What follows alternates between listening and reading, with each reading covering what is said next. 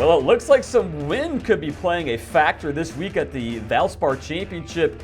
What does that mean for early, late tee time waves? We've already seen some massive odds change on the boards this week. That's what the Golf Bet Roundtable is here for. But I'm the only one here from Golf Bet this week. Chris Brees doesn't matter, though, because Joe Idone from Preferred Lines Podcast is here to give us all the great tidbits we're going to see on the tour this week, Joe. Chris, pleasure to join you once again on Golf Bet. Excited for this week. I don't know, Chris, that I've ever seen this type of line movement on a Tuesday afternoon. So excited to kind of talk through it and get your opinion on everything that's happened. Let's start with what we saw at the Open. I mean, Tommy Fleetwood, we won't talk about the fact that he's never won and his odds are so low. These were the lines that all the books had set, Monday morning. We learned about a potential wind factor for the Thursday late tee times in the PM, which means they turn around and they play Friday morning, right? That wind is supposed to be big during that and then taper off Friday afternoon. So Thursday morning tee times would be preferred and Friday afternoon tee times would be preferred, right? Well, look what happened, Joe, when the books got a load of that and they saw the potential weather that we're seeing. You see these odds, right? They're going to change on your screen now. Wild. Boom. Seriously? Yeah, it feels like as much of a reaction as I've seen by the sports book to a Tuesday morning weather report ever in golf. It obviously looks to be a clear-cut advantage, and we know how much an advantage that can be because we saw the wind play a huge factor at TPC Sawgrass, kind of wreak havoc on guys' control over the golf ball. But we're more than 48 hours away right now, and we know how things can change very quickly in Florida, and this thing happens to shift or gets delayed by a few hours, and it flips this entire thing on its head and, kind of reverses it. Here's what it means for bettors out there. I really think people need to shop around on all of these markets and all of these books because they're going to keep changing. I mean, the fact that we're looking at waves of 2-hour shifts. We're not talking about a 15-hour shift here. We're talking about playing at 1 o'clock and playing at 10 a.m. make a difference. Do you really think that the wind is going to be that particular at that moment when we're 2 days out? I don't believe it. So the fact that all these books made these massive changes. I mean, Corey Connors goes from plus 2,500 to plus 4,000. Keep an eye on all those odds that went way up because they could go way back down because I, for one, am never going to trust the fact that you have 2 days to go and that wind's not going to teeter one way or the other even 2 hours. It's ridiculous. Yeah, it moves in the slightest degree. And it also kind of depends on where you're oriented at on the course when you start to get those gusts. What holes are you playing? Are you into the wind? Are you downwind? There are some holes, we know the dog legs, and we'll talk about it more at the Copperhead course, but there are some holes where it can be beneficial to sort of shaping shots around corners and some holes where it's going to work completely against you. To me, it just feels like a big overreaction in terms of the amount of significance of line movement that we've seen, based on historically how you mentioned this thing can teeter one way or the other and totally flip things the other direction. So we have a lot to get to, course information, some key stats that we have found, but let's just start with Xander Schauffele because we've seen his odds compared to what they were last year when he was winning multiple majors. They're way up. They're basically double what they used to be. We know why, because he was hurt. He hasn't played much. I'm curious your thoughts on at what point do you feel comfortable betting on Xander Schauffele in any market, let alone winning? Do you need to see him on the verge of winning, or would you take a flyer on Xander Schauffele if you think he's close enough because he's that good?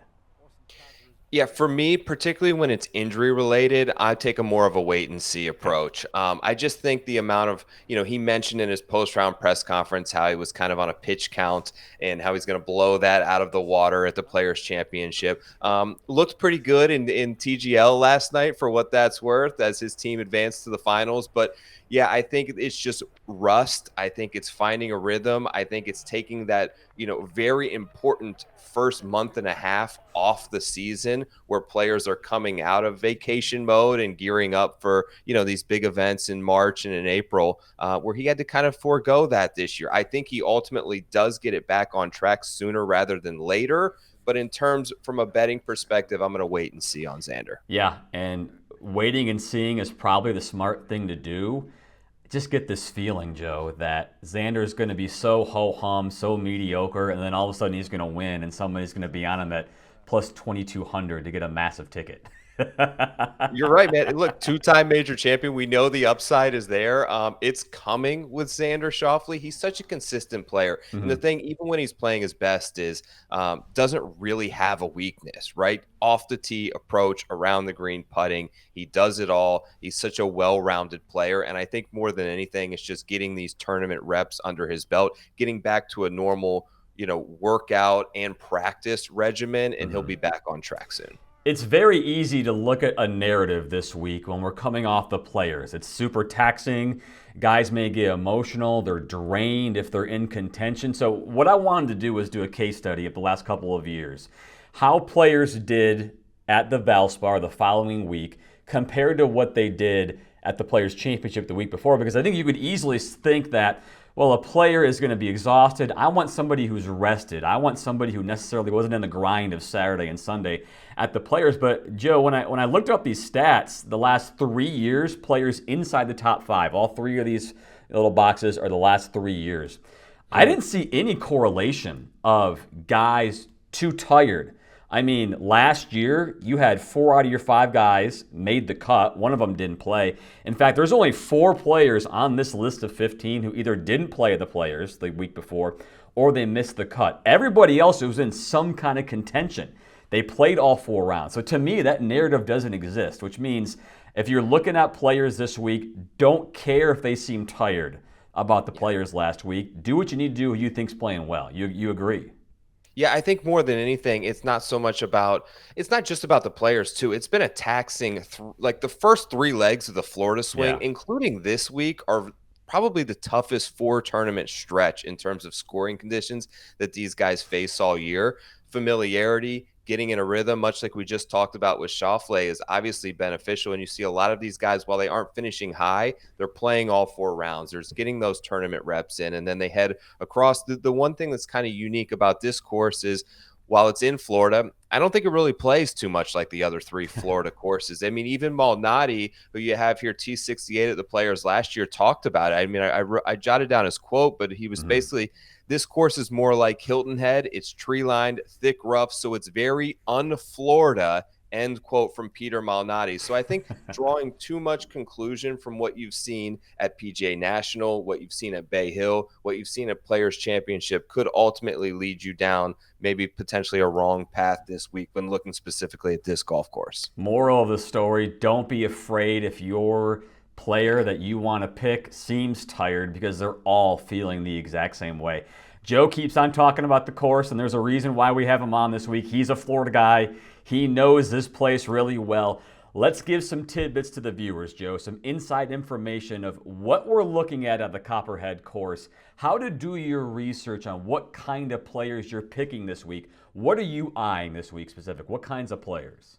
Yeah, it's one of the tougher courses, I would say, from a statistical modeling standpoint. Just over 7,300 yards, plays par 71, but plays on the longer side if you're just looking at the yardage, because, of course, they have those 5 par 3s in play this week. Narrow fairways, small greens. So greens and reg is down. Fairways and regulation is down. You're going to need to be able to scramble. You're going to need to be able to get up and downs around the greens. And when you look statistically at what has been the biggest marker for success, it's not much of a surprise, but it's hard to predict. So bettors don't often love it, but you got to come here with a hot putter. I mean, you look at what Malnati did last year. Burns in his 2 wins was 3rd and 7th in strokes gained putting. It's not an easy course to putt. Statistically, second most missed putts inside of 5 feet of any course on the PGA Tour. And then ultimately you got to get through that closing stretch, man. The snake pit is tough. I think the moniker on this course is you got to hit it straight, and your irons have to be dialed in, because everybody in the top 10 is going to make putts. It's going to be a matter of who is giving themselves the chances time after time. If you're looking at a 10-footer 4 times around versus a 10-footer 8 times around, you're going to probably take the guy who's got 8 chances at a 10-footer. So irons are going to be very massive this week. When you're looking at that, all that said, all right, Did that play a factor, all this stuff we've talked about in your picks this week? Or are you kind of going with a gut kind of thing and kind of throwing away the stats because you mentioned it? You mentioned the fact that this week's very tough for bettors. Yeah, it does. It does play a factor. I'm looking at guys who are very well-rounded players, guys who are accurate, guys who are currently in really good form, hitting it well, and have played good on difficult scoring conditions. You look at the past winners: Malnati -12, Moore -10. It's basically in that 8 to. Burns had a couple outlier years where he got to 17, but this is a difficult test. The variance between scores that you saw at TPC Sawgrass, where you have someone like Justin Thomas who can shoot 78 and 62, you're not going to have that here. Lowest birdie percentage of any course on the PGA Tour. There are a ton of holes where you just have to practice patience. You have to plot your way around. You have to be patient into not attacking all the different pin locations and choose your spots wisely. I think I'm looking at accurate players. I'm looking at guys in form and guys who have a very well-rounded statistical profile coming into this week. That exactly sums up your winner, Sepp Straka. Everything that you just described is Sepp Straka to a T. But are you worried about his weekend from the players? How bad it was? No, Straka's playing a lot of golf right now, Right. and I'm not too concerned with it because he's been so solid, Chris, with his approach play. 8 of 9 starts, he's gained like at least 2 strokes approach on the field. I know those odds when I took it was 25-1. It's dipped down because he has that advantageous morning tee time Could on go back Thursday. Yeah. But he's just been so. Why not? Why not Straka? I had him. I did my power rankings article, and I had him second this week. I had him above Justin Thomas because he's playing at a level of consistency right now, which is unmatched comparative to all the other players competing this week. He's putting it great. He moves it well on Poa Trivialis. Good drive percentage. He's up there, hits a lot of fairways, and he's just the best iron player right now competing in this field over the last 24 rounds. I'm going with Straka. I'm going to kind of ride the hot hand and hope the candle doesn't burn out on me this week. Joe knows his grass types, too. Another reason why we have him on this show. My winner's pretty interesting because Alex Smalley has gone from plus 4,500 to open. He's plus 7,000 now, which means he's in that afternoon wave. Right. Another reason why I think you really need to look at that. And like, you got a guy like that at 70-1 when he was clearly one of the more favorites. And one of the reasons why he's one of my favorites, I've been picking this guy a lot this year, Joe. Do you know his stats this year? They are out of this world when it comes to a guy that you may never have heard of. He's top 5 in both strokes gained total and strokes gained tee to green. He's number 2 in strokes gained around the greens, which means he can get up and down, very key at a place like this. The one knock is going to be, does he know how to win? But here's what I say to that, Joe. Every player who's never won didn't know how to win until they won, right? It has to happen. When his stats are so good, something eventually has to click. Does he have that inner winner in him is the question. But if he's going to keep on knocking on the door, I think he's the kind of guy, when you're going to get him for higher than 45-1, maybe 70-1, he is exactly the kind of player I want when he's tee to green, everything you want, what you describe, what you need this week. Yeah, there are guys that I think you can question that may have a ton of scar tissue where it gets in their head. Sometimes, Chris, it's not the case with guys like Alex Smalley. They just need a break. Even with Rory McIlroy last week, that 4-foot putt on 18, if he ends up hitting that lip and it goes out, like he would not live that down. It would build up so much scar tissue. And sometimes the difference between winning and losing and having that learned experience of I came through in a clutch moment is a matter of an inch on the PGA Tour, and it only takes one time and something to break your way for someone with a talent level of someone like Smalley. I'm so glad you said that because there's so many instances where you can assume a guy can't close, a guy's never going to win. Well, look at the other side of that. How did his competitors do? Did he get bad breaks? I mean, like you said, how small it is. These guys, you can label them as not winners, but there's a lot more that goes into that. I haven't seen anything from somebody like Alex Smalley that says he's not ready to win. That's why I love the odds, especially they're going to be up to 70-1. Let's go into some best bets. I love your best bet here of a top 40 market for Luke Clanton. Why are you sticking top 40? Because your odds are plus money. This seems like a safe bet to me. Yeah, he's actually, and speaking of Smalley's odds that move, when I or this morning he was at like 50, 55 to 1 in the outright space, up to 80 now, I think, on some books for On Luke Clanton? Clanton in the Wow. outright. I still love the top 40. Chris, I was at the Cognizant a couple of weeks ago and followed around with the Clanton army and watched him play. Uh-huh. I haven't been that impressed watching a player strike a golf ball in a long, long time in person. Generational flusher ability with Luke Clanton. I mean, people are going to line up and watch him hit driver because it's so effortless and the ball speed is there. But I actually think he's more impressive with a long iron in his hand. You give this kid a 5-iron and he's an absolute stud. He can get a little loose with the driver, but you look where he's played its best. It's been kind of on a lot of these club down, more plotter type golf courses, second at the RSM, fifth at the Wyndham, second at the John Deere.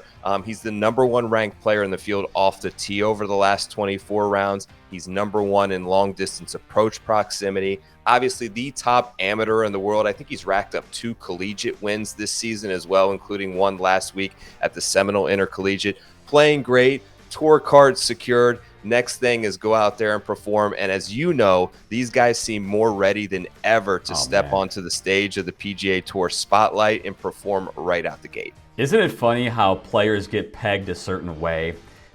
You mentioned Luke Clanton. He may spray the golf ball a little bit. This is not a course fit for him. I like Jake Knapp in the same kind of way, but that's a different story. But these guys get pegged as someone who can't win somewhere. But when their game is so good, and all these guys, if you're a bad driver, well, your strokes gained off the tee are probably like 0.02% worse than the guy who's in the top 20. So you get pegged in one way. It doesn't mean Luke Clanton can't win at a course like that. So you clearly agree with that.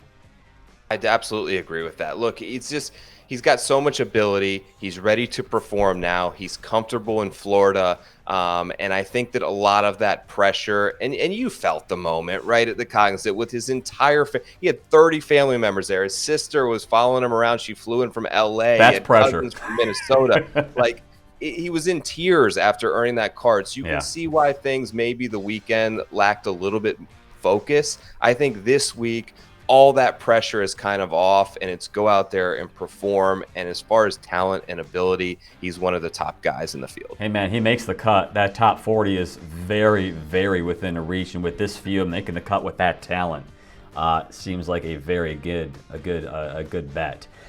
I want to talk about Will Zalatoris. I got him in the top 20 because he's the kind of player who I'm really thinking that he is going to be closer than we expect to having another breakthrough.